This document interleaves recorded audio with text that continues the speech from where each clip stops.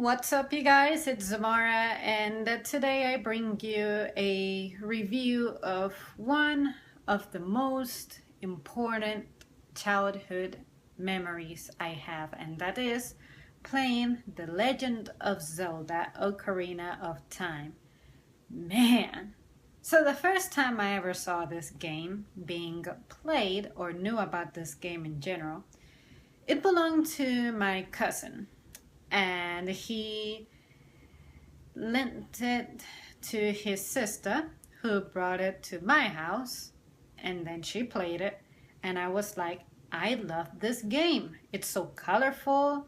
There are lots of gems that you get to collect and monsters that you get to fight in an open field, but overall my character has a sword and a shield.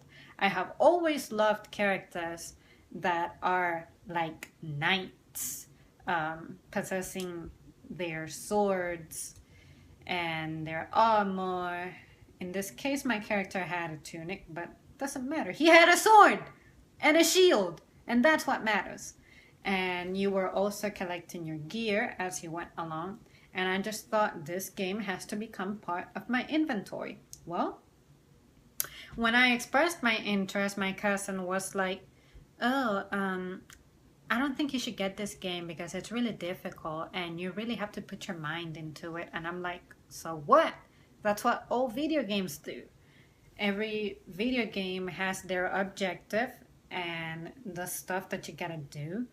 And you just figure out how to overcome the challenges that you face. And then another thing that sold this game to me was the fact that you could go fishing. You know what that's like? You're over there, like fishing, and you have your lure and all that, and then it's the fish that you catch is weighed and you're trying to surpass your score already. That mess was exciting. So that is one of the best memories that I have from this game. So yeah, I don't play it as often, of course, because I just don't play in general, but I just remember this game having so much to do within it, and once I got it, I was starting it from scratch, so I had to beat the Deku Tree dungeon, then I had to go to the Dango Cavern, whatever you call that, and the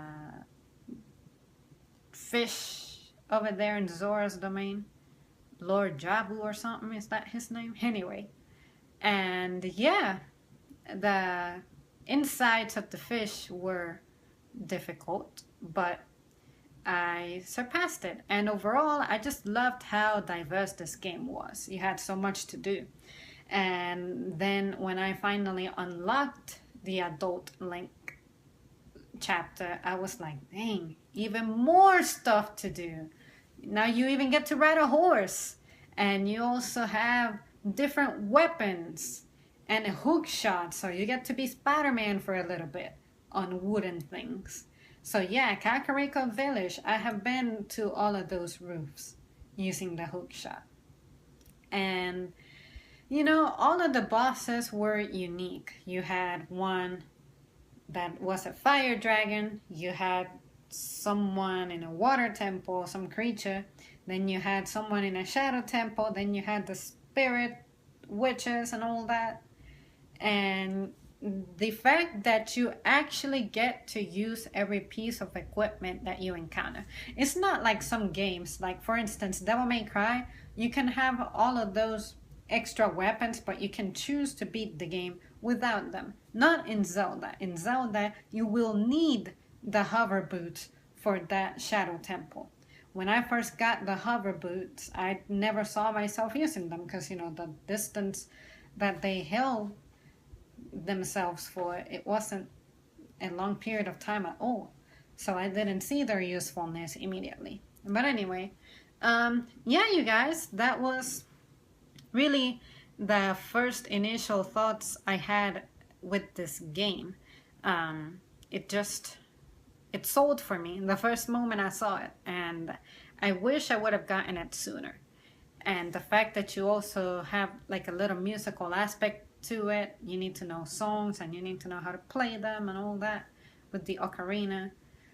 It was amazing. It's pretty much the first game that offered a lot to me to not get bored, at least not soon. So it's kind of like the Metal Gear Solid 5 for the Nintendo 64. Open world and just lots of things to do. And games like that, they're fascinating. You don't have to be linear all the time, you know.